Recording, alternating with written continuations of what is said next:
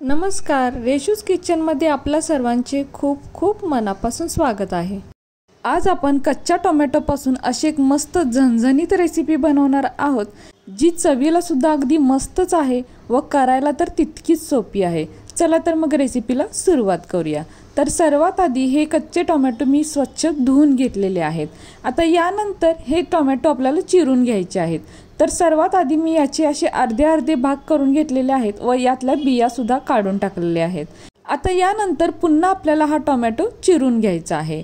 तर इथे मी आता थोडासा मोठा चिरून घेतलेला आहे, म्हणजे कांदा आपण जसा उभा चिरून घेतो त्याच पद्धतीने चिरून घेतलेला आहे, कारण नंतर आपल्याला हे सगळं मिक्सरलाच लावायचं आहे। पण त्याआधी गॅसवर एक कढई ठेवायची व कढई थोडी गरम झाली की यामध्ये चमचाभर तेल घालायचं। त्यापेक्षा जास्त तेल नाही वापरायचं, कारण अगदी कमी तेलामध्येच ही रेसिपी बनवणार आहोत।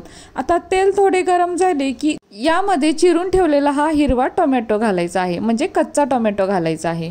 तर गॅसची फ्लेम इथे मीडियम ठेवली तरीही चालेल व हे टोमॅटो अगदी आपल्याला डाग पडेपर्यंत भाजून घ्यायचे आहेत, म्हणजे टोमॅटोचा हलका कलर बदलला पाहिजे।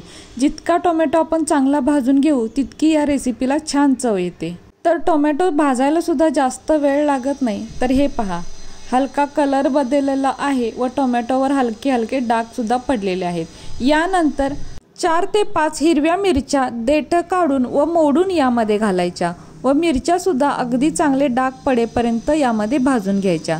तर मिरच्यांचे प्रमाण आपल्या तिखटाच्या अंदाजानुसार आपण कमी जास्त करू शकतो। तर इथे मी या हिरव्या मिरच्या वापरलेल्या आहेत, ज्या खूपच तिखट असतात।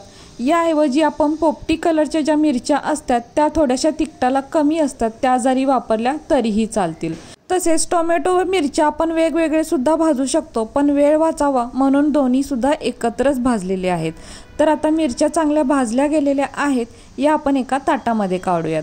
तर आता हे खूपच गरम आहे, थंड होण्यासाठी असंच बाजूला थोडं ठेवून द्यायचं व थंड झाल्यानंतर एका मिक्सरच्या भांड्यामध्ये काढायचं व यानंतर आता यामध्ये आपण बाकीचे साहित्य घालूयात। तर आता इथे 1 गड्डा लसणाच्या पाकळ्या घेतलेल्या आहेत, म्हणजे जवळजवळ 20 ते 22 लसणाच्या पाकळ्या आहेत। तर लसूण आपण इथे भाजून घेतला तरीही चालेल, पण इथे मात्र लसूण आता असाच वापरलेला आहे। त्यानंतर मूठभर हिरवी कोथिंबीर सुद्धा घालायची, तसेच चवीपुरते म्हणजे अर्धा चमचा मीठ घालायचं। आता यावरती झाकण ठेवून पाण्याचा वापर अजिबात न करता हे मिक्सरला असंच बारीक फिरवून घ्यायचं आहे। तर आता हे मिक्सरला मी फिरवून घेतलेला आहे आणि बघू शकताय, वाव, किती मस्त असा टोमॅटोचा खरडा म्हणजे टोमॅटोचा ठेचा तयार झालेला आहे। तर हे पहा, अगदी सुंदर असा ठेचा तयार झालेला आहे। तर आता आपण हा एका भांड्यामध्ये काढून घेऊयात। तर फक्त 2 टोमॅटोपासून आपण हा ठेचा बनवलेला आहे आणि अगदी झणझणीत असा हा ठेचा मस्त तयार होतो। टोमॅटोचा असल्यामुळे तो चवीला सुद्धा तितकाच टेस्टी लागतो। तर हे पहा, पाहूनच तोंडाला पाणी सुटेल असा हा ठेचा तयार होतो। यामध्ये थोडासा शेंगदाण्याचा कूट जरी घातला तरीही चालेल, अजूनच छान तयार होईल। पण आपण मात्र इथे अगदी साध्या पद्धतीने बनवलेला आहे, पण चवीला मात्र तितकाच भन्नाट झालेला आहे। तर हा ठेचा आपण चपाती किंवा भाकरी सोबत खाऊ शकतो, अगदी अप्रतिम लागतो। आणि आता आपण इथे थोडासा टेस्ट करून पाहूया, म्हणजे कळेल कसा हा ठेचा तयार झालेला आहे। वाव, अगदी मस्त झणझणीत आणि भन्नाट चवीचा तयार झालेला आहे।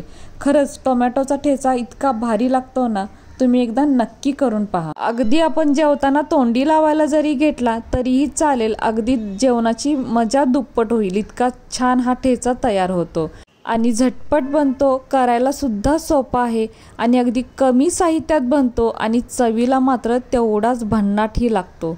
तर तुम्ही एकदा नक्की करून पहा।